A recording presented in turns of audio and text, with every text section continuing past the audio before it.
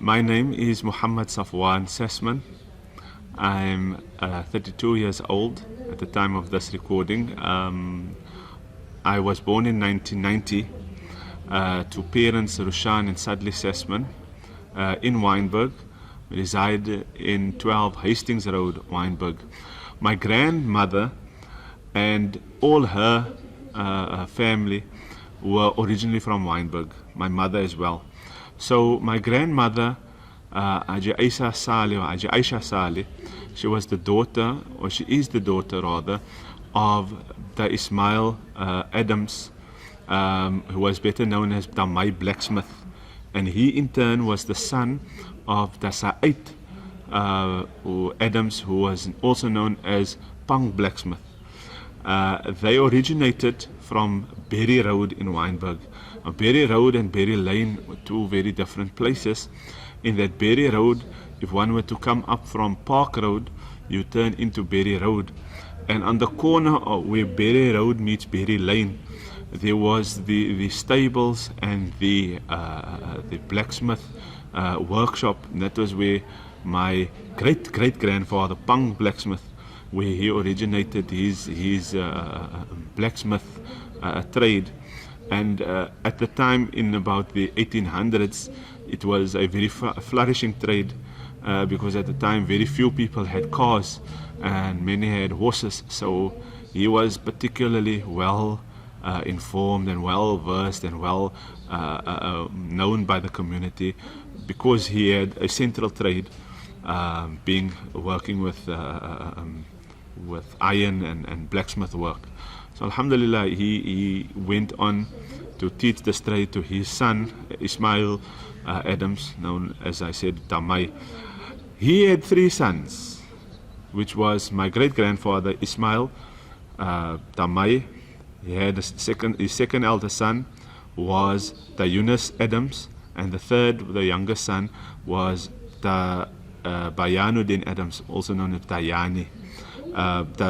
The Yunus stayed in Bats Road, was very well known by the Muslim community in Wynberg for his voice. He was a very good singer and a person who had a very beautiful recitation.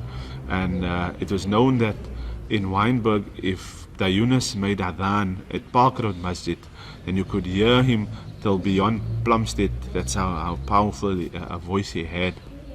The youngest son being Bayanuddin, who was a jeweler, and he also in turn taught this trade to his sons. Pang Blacksmith, being my great-great-grandfather, had a few daughters. Some of them married into families of Constantia, and my father's family, being the Sasmans, originated out of Constantia. An interesting thing though is that my great-great-grandfather, he was known as Abraham Sasman. He originated from Granatadal, and upon his conversion to Islam, he settled in the Cape, and he married a woman who was also a revert to Islam. She was known as Rachel, and she, because of her marriage, she inherited a property in Wynberg, which was known as Kleine Oude. And this couple, they stayed in Wynberg. So this is from my father's side now. My mother's side was now Pang Blacksmith and that history. But from my father's side, this Kleine Oude is where we originate from. He also had my great-great-grandfather, Abraham Sasman. He had a great affiliation with Lord Radcliffe, who gave the first site for burial, for Muslim burial in Wynberg, in the Wynberg area, which was the Brodie Road Cemetery or Kabristan. It has recently been opened after over 100 years. It's recently been reopened, but this was the first Muslim burial place in Wynberg. Lord Radcliffe, as well as my great-great-grandfather, worked together, and they gave the first piece of land for the first masjid in Wynberg, which is the Yusufia Masjid. And this occurred in 1864. The construction of the masjid took place until that time when it was established in 1866. Officially, the official date of establishment for the Yusufiya Masjid is 1866, and it got its name with Yusuf and Sophia, who got married and apparently bequeathed the land. So, or apparently had maintained the masjid, as I've been told. Myself as an individual, I grew up in Wynberg, and being a very young age, I sat with many of the old people of Wynberg. I can remember my great uncle, Dayunas Adams, my grandmother's uncle, and I remember his contemporaries such as the Hasim Slamang, who was better known as Punky of South Road in Wynberg, also the Hasim Jabbar. The Hasim Jabbar was the leader of a Maulid Jama in Wynberg, also known as the Squares. So the Hasim Slamang again, Punky, was the leader of the Red Crescent Maulid Jama.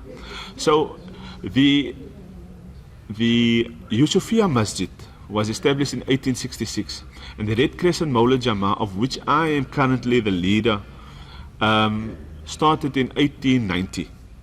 This was the first Maulid Jama of its kind in Wynberg.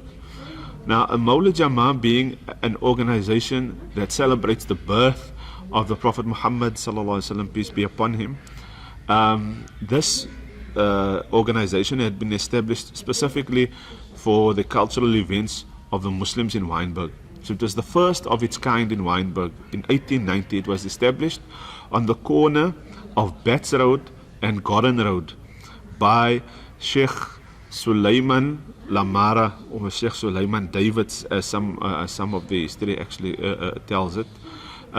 He was a carpenter by trade, but he was well known for his accuracy and his knowledge in the recitation of the different prayers of the Muslim community. So he established this organization, and prior to it being all the activities being done in the Yusufiya Masjid, all the activities of this particular organization, the Red Crescent Maulid Jama, was conducted at a langar, at a prayer facility in Berry Lane. This facility, funny enough, was just down the road from the blacksmith, which was on the corner of Berry Road and Berry Lane. So the original members of the Red Crescent Maulid Jama were individuals such as Sheikh Sulaiman Lamara, Karim Din. He was the father of Isa Manoura, who stayed in Forbes Road. They stayed in Forbes Road originally. And there was also Kaha. Kaha was Dabali's father, stayed in Berry Road as well. Then there was my great-great-grandfather, Pang Blacksmith. There was also Imam Ahmad Slamang. Now, Imam Ahmad Slamang was the father of Tata Imam Ismail Slamang, also known as Sheikh Ismail Friki. This person, Tata, played a very central role in Wynberg, in the Wynberg formation of Muslim cultural activities. Tata married a woman by the name of Khadija. Khadija was the niece of Sheikh Sulaiman Lamara. She was his niece, and when Sheikh Sulaiman Lamara passed away, he bequeathed the leadership of this organization, the Red Crescent Maulid Jama, to his son Hasim Lamara. But after 1 year being the leader, the Hasim Lamara, he informed the Jama'ah, the organization, that there is a man amongst us who is knowledgeable of the religion of Islam. He's a leader in the community, and he's also married to my cousin, meaning to Khadija now. So he had to. The Hasim was of the opinion they should make Tata, Imam Ismail Slamang, must make him the leader of the Jama'ah. Tata was known in Wynberg as the Lig van Wynberg by both Muslim and Christian. But in fact, the entire community of Wynberg called him the Lig van Wynberg, the light of Wynberg, because he was such an individual who not only practiced Islam to its fullest, but also propagated it and tried his utmost to be of service to the entire community. He had a very great affiliation to the Yusufiya Masjid and to the Imam of the Masjid at the time, Imam Muawiyah Siddiq. Imam Muawiyah Siddiq originates out of Claremont. But upon his return from Makkah, having studied in Makkah for many years, he became the Imam of Yusufiya. The first Imam of Yusufiya Masjid was Imam Abdul Rakib. And after Imam Abdul Rakib, Imam Muawiyah Siddiq became the Imam of the Masjid. His descendants, the descendants of Imam Muawiyah Siddiq, to this day still stays at the houses opposite the Masjid. There are two houses right opposite the Yusufiya Masjid, and the descendants of Imam Muawiyah still stay there to this very day. So Imam Muawiyah and Tata had a very good relationship, and they were the best of friends. So the Mawlid activities and the activities of the Red Crescent Mawlid Jama'ah was moved from the Langar, the spray facility in Berry Lane, to the Yusufiya Masjid. And the Yusufiya Masjid was at that time not as it looks today. It underwent many reconstructions to accommodate its size that it is today. At one point when it was rebuilt, especially for the fact that there was now more activities and more Muslims in Wynberg, Tata himself was the one that placed the dome on the masjid, on the Yusufiya Masjid. So the cultural activities happened at that center at the Yusufiya Masjid at that time. The Red Crescent Mawlid Jama'ah, because it was the first of its kind in Wynberg, it attracted a vast amount of Muslims in the Wynberg area and from the surroundings, such as Newtown. The Newtown area is where we would get Gabriel Road in Plumstead. So this was known as Newtown, and so there were many people that came from these areas to join into the Red Crescent Mawlid Jama'ah. My family, or my mother's family rather, all of them were very adherent members of the Red Crescent Mawlid Jama'ah and very active members of the Red Crescent Mawlid Jama'ah. My great-grandmother till her dying day was a member. Haji Kulsum Adams was a member of the Mawlid Jama'ah, and Tikuli, and she was known. My grandfather, who brought me into the Mawlid Jama'ah, was a very active member, alhamdulillah. His name Ahmad Salih. He originates from Bukab, but my grandmother, as I've said, was from Wynberg. So we were active members in the Red Crescent Mawlid Jama'ah, and thus I came to learn of all this history of the Jama'ah, of the ladies that were involved, the activities that were happening amongst the Muslims at the time. And strangely enough, the name Red Crescent came as in 1890 there was a particular active movement of the Red Cross in Wynberg, done on the open field opposite where Tata lived in South Road in Wynberg, langs aan die tennis court. So people, or some people would remember the tennis court in South Road. Tata stayed next to it, and on the opposite end was a big open field, and that was where a very, very active missionary work had taken place. And these people saw how the Muslims of the time were very active in preserving their faith, and they then gave the name Red Crescent to these people, the crescent being synonymous with Islam at the time. So that's how this organization, being the first of its kind, got its name Red Crescent. There was another organization, other Jama'ah in Wynberg, who did the same thing as us, and they were known as the Maulanas, or the Squares. They originated out of the square in Young's Lane, in what would predominantly be known as Maynardville. So this is where they originated out of the square there, in that particular Standard Lane. They originated out of there, out of the home of Haji Abdullah Jabbar. Haji Abdullah Jabbar had a few sons, Haji Muhammad Taib Jabbar, Haji Asim Jabbar, Tabas Jabbar, Ismail Jabbar, and so forth. And this is where the squares, Mawla Jama, the Jabbar family were the predominant members of the squares Jama in Wynberg. They were established in 1902. And after they were forcibly removed out of Standard Lane, they relocated in Burns Avenue.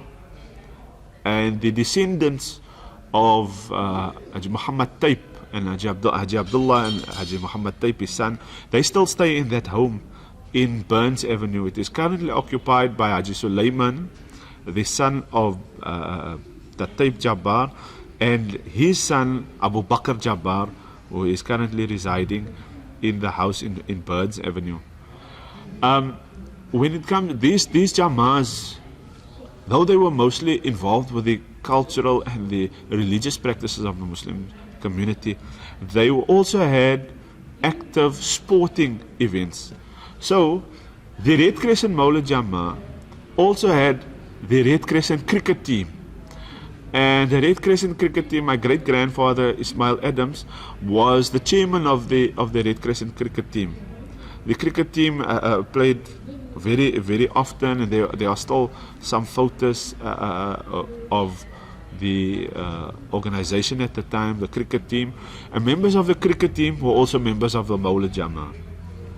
Eventually the cricket team came to fade with the establishment of Bluebells cricket. Bluebells cricket team originated out of Bloom of Roses. And Bloom of Roses was also a cricket team in Wynberg, and they played against the Red Crescent. But when the Red Crescent, their membership had dwindled, Bloom of Roses was the most predominant cricket team in Wynberg. And it was in the house of Dasali Daniels, Uncle Barabbas, Barabbas as he was known, Dasali Barabbas, and his wife, also known as Auntie Barabbas, where Bloom of Roses was now adapted to the name of Bluebells, and they now became the Bluebells Cricket Club, which is still active today. Now, funny enough, the name Bluebells was originally associated with the Bluebells Soccer Club, which was established in 1950 in Bats Road. What had happened was, in Cape District, Muslims were not allowed to play in Cape District. There was a clause in the bylaws of the Cape District Union that said they debar Africans and Muslims to participate. As such, if any Muslim wanted to partake in any sport on Cape District, you either had to play under a different name so that you were not known as Muslim, or you had to join another union. So there were many that changed that they had nicknames, and they played for Cape District, or Pili Jam, or Hoppy, Benny, Angel, all of these people. They were actually Muslim, and I knew many of them, but they played for Cape District under these names, so they were not identified by their Muslim name. The Bluebells Soccer Club, however, started in 1950, where a group of men, Ushikan, Abbas Kluti, Darvish Williams, Abdul Ghani, what is his name? Anyway, the surname now is lost on me. But nevertheless, they formed this organization where they now wanted to play sport. They wanted to play soccer. They were adamant soccer players, and very good soccer players. But because they were Muslim, they could not participate in district.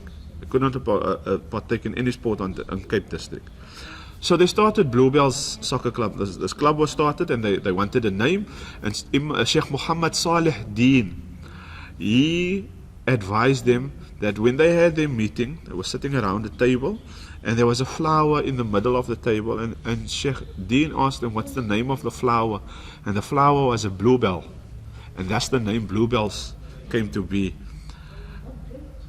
This organization, Bluebells AFC, they went with correspondence to different unions in order for Cape District to throw the clause out of their constitution, which states that Africans and Muslims cannot participate. And eventually they were accepted by a union in Stellenbosch. Their correspondence was accepted by a union in Stellenbosch. And Cape District was thus forced to remove this clause out of their constitution. However, they did not want Bluebells itself to participate on Cape District. So what happened is that Bluebells approached Duncan Rovers. Duncan Rovers was a club already registered at Cape District in Wynberg, but they owed the union a lot of money. So Duncan Rovers had to pay this amount of money, and Bluebell said, okay, you know what, we'll pay off your debt, but we want to amalgamate with you. We will play under your colors, which was black and yellow at the time. We'll play under your name, but you play under our colors. And so the colors changed for Duncan Rovers to blue and yellow.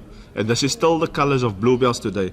So when Duncan Rovers eventually, their membership had dwindled entirely, the club then elected to have the name changed to Bluebells, and because they were thus registered with Cape District, the name change came into effect, and Bluebells was a registered club under Cape District at Wynberg, where they still play to this very day. The current chairman of the Bluebells club is Riyad Kluti. His uncle was also at one point the chairman, Rashid Kluti. Riyad Kluti being my second cousin, all of the same family. We were all privy to the activities of both the Red Crescent Mola Jama and the Bluebells Cricket Club and the Bluebells Soccer Club. So the Muslim community of Wynberg was a very close-knit community. Everyone knows one another. When there is janazas, when there's funerals, everyone knows. When there's things that happen in the community, it's a very, very active time. Everyone is involved. In fact, now in the month of Ramadan, the community is so well known and well connected with one another that it's a pleasure to come to a masjid. Like, for instance, I am very active in the activities of the Park Road Masjid, Darul Qarar Masjid, Park Road, Wynberg, on the corner of Park Road and Pats Road. And when you come to the masjid, you meet people and you talk, and everyone knows one another. And the sport played a big role in that. In that, Bluebells, even though it was started by predominantly Muslims, it was not a Muslim club. It was a club for the community. It just sought to eradicate the bias and the racial prejudice where Muslims and Africans could not participate. So this club brought people together. There's people still from Salt River, from different areas in Cape Town, where when the older gentlemen, people at my father's age in their 50s and 60s and 70s, when they still meet these people, it's still a very warm feeling to interact with these people, because we've known them for all the years, we've spoken to them, we've interacted with them. It's really a vibrant time. So sport played an important part in the history of Wynberg. Cultural activities, very much so. The Yusufia Masjid was a hub for both the Red Crescent Mola Jama as well as the Squares Mola Jama, and eventually there was another Mola Jama that was established, which was the Whitewater Lilies, or the Lilies Mola Jama. That was again, the leader of that organization was Pangsal, was known as Pangsal, and the lady who headed up that organization was Sis Aisa Manoura. She was the mother of the Yusuf Murat and the Hassan Murat. The Yusuf was known as Blowies. He was the secretary of Bluebells AFC. Benny Morat. Many people know Benny, Abda Ben, still alive today in his 80s. He was the son. He's the son of Sis Isa Manora, Abda Hamad Murat. The Muhammad Murat again, just as a matter of interest, being active in the religious activities of the Muslim community, was a maankyker. We use the term maankyker, but he was active in the sighting of the moon for the months, for the Islamic months.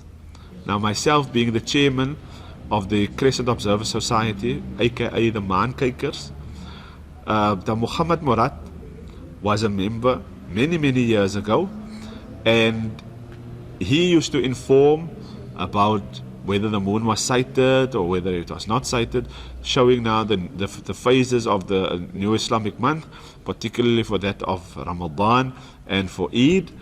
And so the information that the Hamad would give would be disseminated by Bda Salim al-But.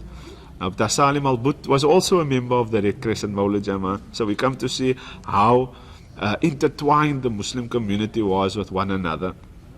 And the Imams, Imam Muawiyah of Yusufiyah started as the Imam.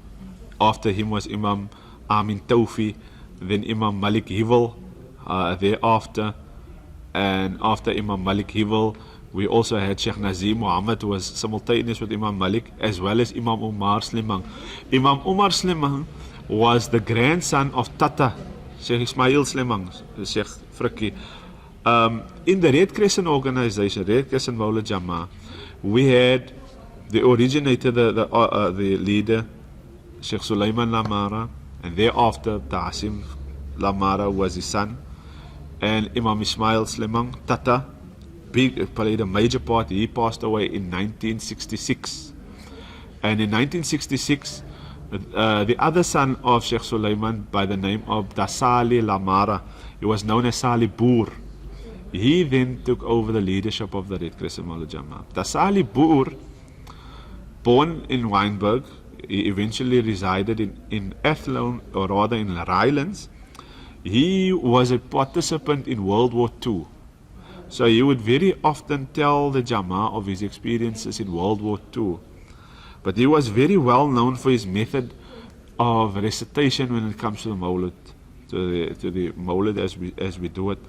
In fact, Abdullah Jabbar, who was the subsequent leader of the Squares, as well as Ta'asim Jabbar, they would often say of his great accuracy, where he would play with the children while the recitation is being done, but to keep the children active and being part of what is happening here, he'd play with the children, and while he's playing, he'd tell the other elderly gentlemen around him, other leaders, what to recite next. So while he was focused on playing with children, his mind was so sharp and accurate that it didn't faze him. Even if he was distracted with other activities, he could still focus on what was what was needed to be done at the time.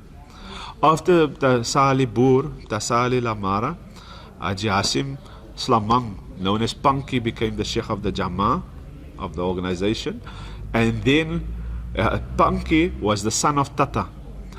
Then Tasali Lamara, Tasali Abrams became the leader of the Jama'ah, and then Haji Darvis Williams. Haji Darvis was my beloved teacher, who taught me much of the history of Wynberg and the ways of the Muslims in Cape Town. He was the leader of the organization before myself. He passed away in 2012. Punky, Haji Hasim Slamang, he passed away in 1996. Then we had Dasali Abrams, who passed away in 2004, and Haji Darvish, who passed away in 2012, and then I succeeded as the leader of the Jama'ah. Now, I can recall that the members, the men of the Red Crescent Maulid Jama'ah, they used to go and sing at weddings, particularly in Wynberg, many other places as well. but they would sing. And there was a gentleman who the Hamid, he was known as Hamita Barber. He had the barber in Wynberg, and he as well as his brother Isa Muhammad and Freddie Brown and Dagester and Rashid Steerman, they started the Marines Malay choir here in Wynberg, the Marines Malay choir, and they would very often remark how die manne kan sing. They sang without any instruments, only they would maybe have a small rabanachi, a tambourine, and that was it. But their tempo and their timing was very accurate in how they would sing.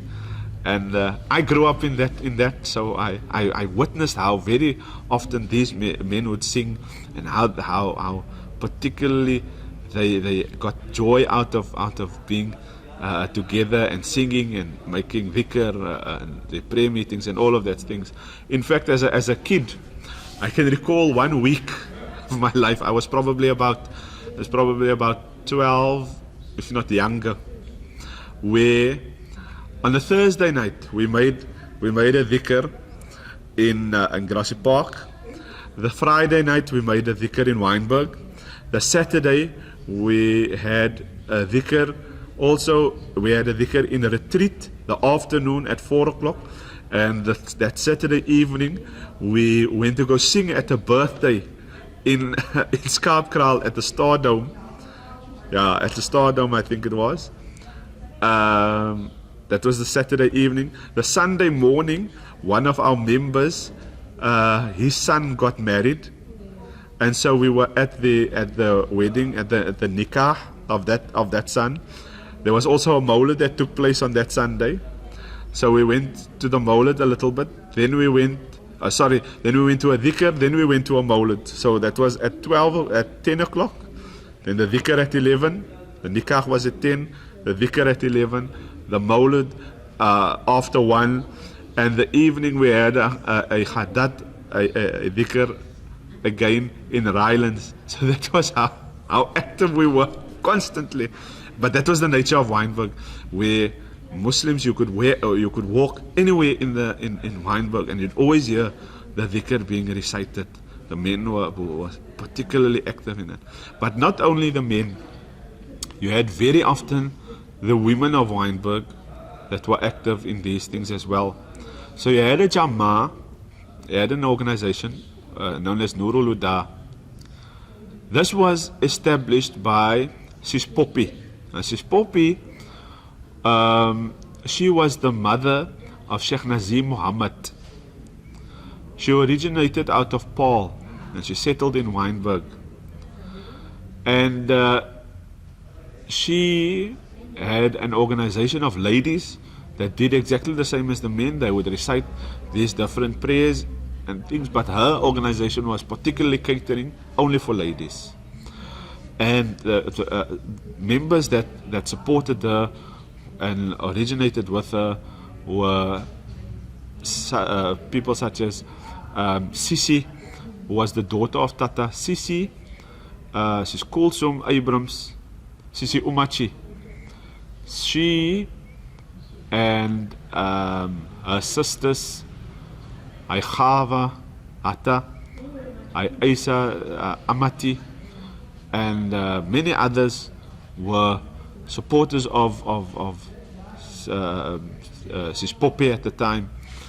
Then when Sis Poppy passed away, it was taken. The leadership of the organization was taken over by Aisa Domingo, and her son Shamil, who was also very active in the Malay choirs, is still residing at their home in Berry Road in Wynberg. Her son Wissam also is now currently the Imam of the Park Road Masjid. So she was married to Dabrema Domingo, and they were Dabrema was a member of the Red Crescent Maulid Jama'ah, and Sis Aisa was a member of Sis Poppy's Maulid Jama'ah. She became the leader thereafter, and then when she passed away, Aitohi became the the leader of the Jama'ah, and currently the leadership of that organization is headed up by Fadia.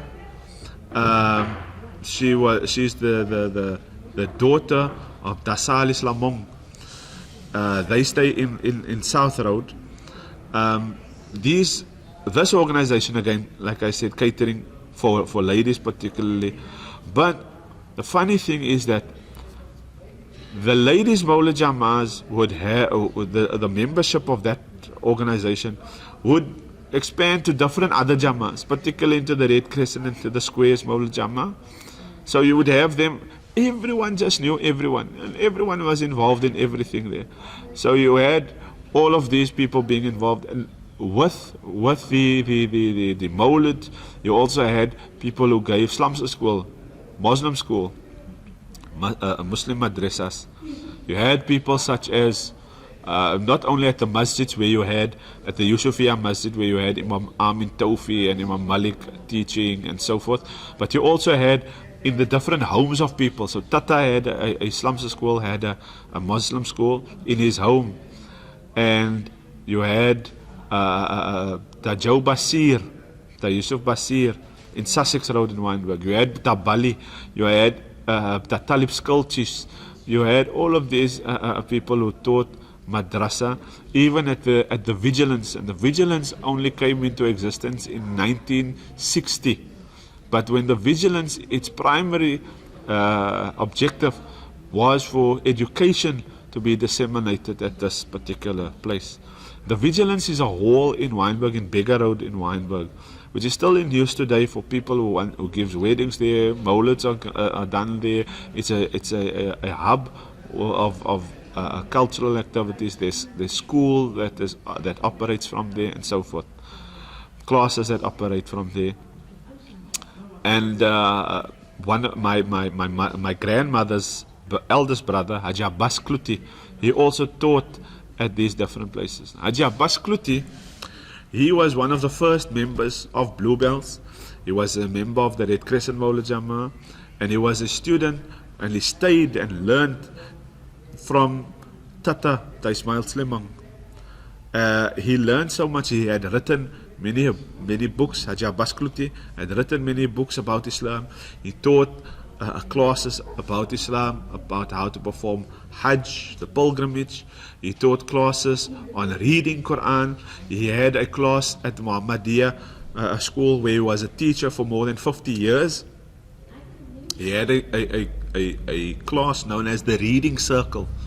The Reading Circle was a particular a group of Muslims who came to read and understand the Quran.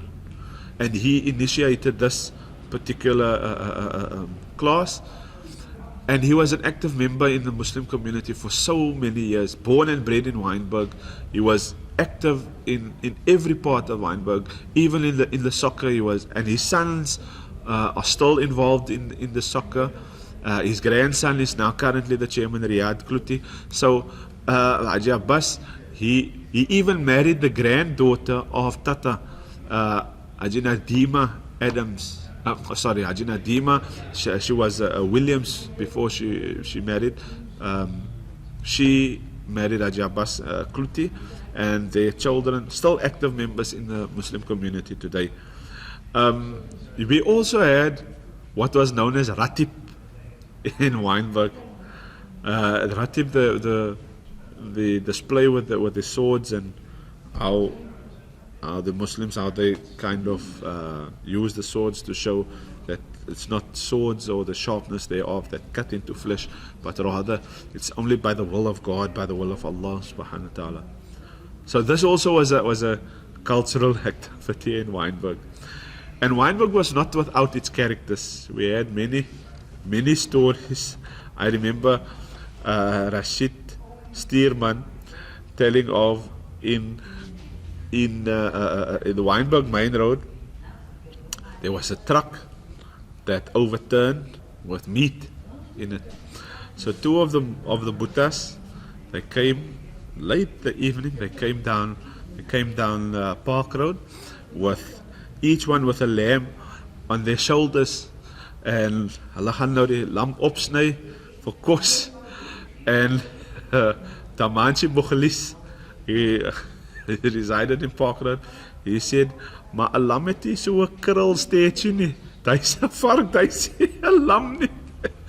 And they threw it down. Astaghfirullah, subhanallah. They were so angry with one another. Jy sê vir my is lam as vark. Anyway, this was the kind of people that we had in Wynberg. You also had someone like the Ben and the Hamid, the Samuels family in Forbes Road. Very jovial people. The Wynberg community was never without a lot of fun. There was a lot of laughing. Even at the Mawlid, when you would come, or at a janaza, a funeral, you would find that the men thereafter, they stand and they talk about football, and they talk about sangarai, and they talk about families, and when last they saw one another, and all of these kinds of things still happening up till this day. I remember our Jama, we were busy with a prayer meeting, a viertagda, for someone in the Constantia Kubus. So after Brody Road became closed, many of the Muslims of Wynberg, they started burying in Constantia. In fact, the lower part of the Constantia graveyard was bought over by a committee that originated out of the Yusufia Masjid. So that the constitution of that cemetery, of that graveyard, is that the Yusufia, the Imam or the leader of the Yusufia Masjid, must always be the overseer of that section of Constantia. So anyway, many of the Muslims would bury there in Constantia. And one day, when we were sitting, we saw a few guys there, and one of the guys, he tried to sit down, but because he was in this age, he tried to sit on two bricks with a piece of plank over it, and when he went to sit down, the bricks had fallen down, and he fell, and he missed an open hole that was next to where we were sitting by probably this much. And while we were busy with that prayer meeting, everyone just started bursting out of laughter. And we had to start that whole thing 3 times over because it was so gelach. And shame that Patai we missed an open hole by so much. There was a guy in he stayed in Eden Road, known as the boy, the Hassan Khalan. He said, "Oh bro, as jy en hy gat moet geval het, ons begrawe jou net daar, liewendag ons gooi vir jou toe." So, things like that nature, whether it was a prayer meeting or not, it was always fun to be had at these things. I'm thinking of where we currently are in this civic year, and Dasa Airin, he stayed here in Hartford Avenue. One day we were sitting here, and there was a lady. She also wanted to sing. She also wanted to sing her Nederlands liedje, and she started to sing die dood en trou. And she started to sing, but she was so false. Tassa Eirin said, "Hey, frit eier die koek man, hou maar jou bek." Frit eier die koek. And the singing was suspended for a few minutes because everyone was laughing. So I told this lady, "Frit eier die koek." So the people of Wynberg were very, very jovial in all of these things. In sport as well, we have people such as Abda Sulaiman Jaffa, is known as Opa, and then you had Abda Hassan Basir and Rashid Kluti, and these were now the A team of Bluebells. But they would tell you, and many of their opponents would tell you, as hulle gespeel het, they would play their soccer game. If the ball goes past them, it's only the ball that goes past them. Another man doesn't go past them. Hulle staan vas. They had Zulaiman Opa, soos hulle gesê het, en Dout So these men, all you do is jy sorg net dat die man nie verby jou kom nie. Die bal kan maar verby jou kom, maar die man moet nie verby jou kom nie. So these are the kinds of men that we had. We had that Dully Bart, he's still alive as well. Him and Ibrahim Darengo, Raycliffe, where they said that if there wasn't a hill in district, there's a small hill. If there wasn't for that hill, the Halub Dully Bart reg tot in Plumstead. So that's how he used to be able to chase after a ball. It was very, very fast. Wynberg was a vibrant community in terms of active cultural and sporting activities, where it's not only Muslims that played with Muslims. We had non-Muslims and everyone integrated in everything. Intermarried with one another. The love and the fellowship that we share with one another. I stayed in Sussex Road for some time, and in Sussex Road we stayed next to a lady, Auntie Yvonne, and opposite us Mr. Malan. He passed away. But the most amazing people that we could ever have as neighbors. Sussex Road, staying in Sussex Road, we had that was on my right side.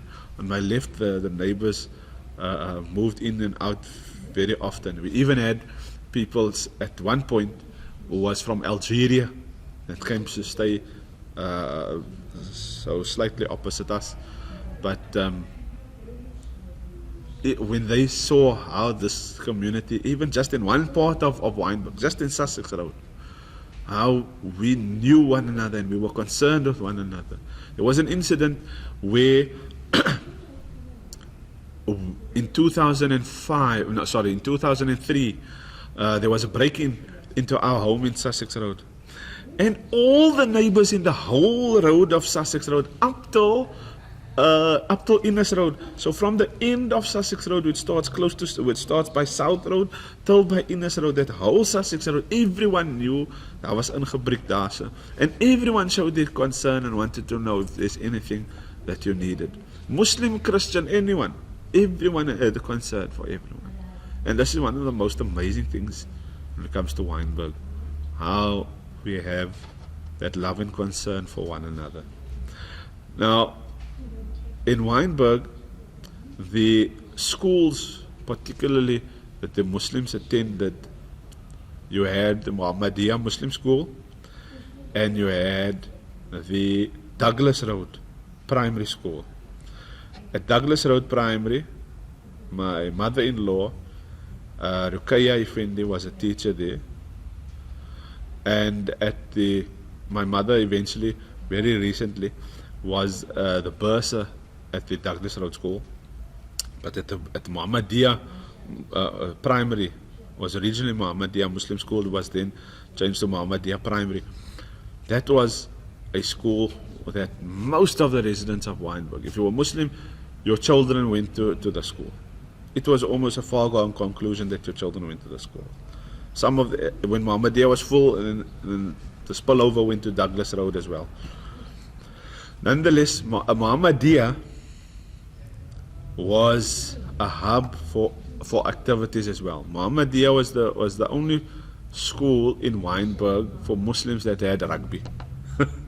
Because the Muslims here in Wynberg were not particularly rugby players. They were soccer players. So they played soccer and cricket.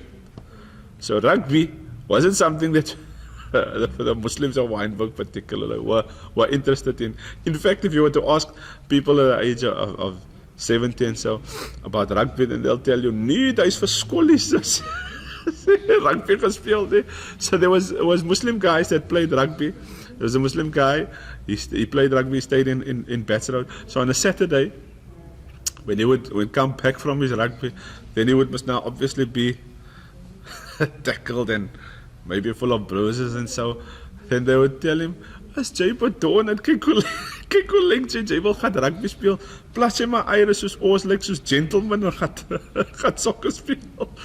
But then, nonetheless, each one had their own fun.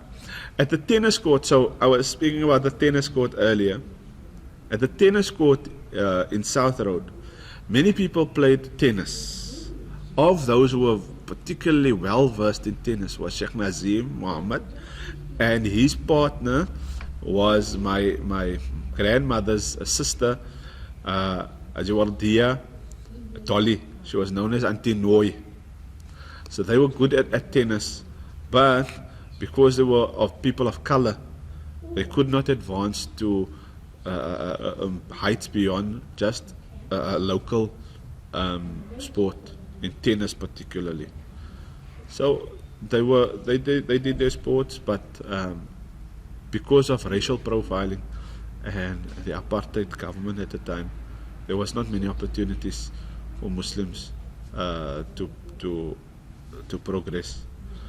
In terms of history, Wynberg has always been a lekker place for fun, to lots of jokes. I'm thinking now of situations where people would. We had a guy, Takamit Hoppy. He said one day he was standing in Eden Road, and he smelled this lekker. He said, "Iemand braai 'n lekker tong of iets," and then this lady came, and then he went to the house because he now went to see if he can ask a lady, "Maar stukkie van die tong or something." He's now so bitchy hungry, and when he came, so the lady was frying a pork chop. Was frying a pork chop. And so the guy, the Buddhas at that time, I asked him, "I hope vark chop pro lekker." That guys at that time, that Buddhas Takami Mawidin, Hopi, Ibrahim Angel, Takati Samuels. They were on their way to sing in Cork Pacific.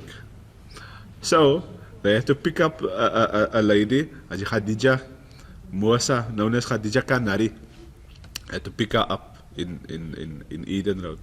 So they come with he drove a Volkswagen. So he came down the road, Takami is the driver, and they about 10 in the car. And he's driving, and a dog went across the road, but he couldn't brake in time, so he knocked the dog, and he drove on. And then then when Titi came out, Khadija Kanari, when she came out, Titi as they called her, when she came out, she said, "Hi, kyk, iemand het die hond omgery." And all of them went to go look for the person that drove over the dog. Meanwhile, they were the actual people. Hi. Hi, ek weet nie waar, die man het seker net verbygery. Meanwhile, they were the ones that actually did it. But yeah, those were the kinds of people that we had in Wynberg. Very loving, fantastic. And when it came to food, you could walk in anyone's home at any time. Everyone was accommodating for one another.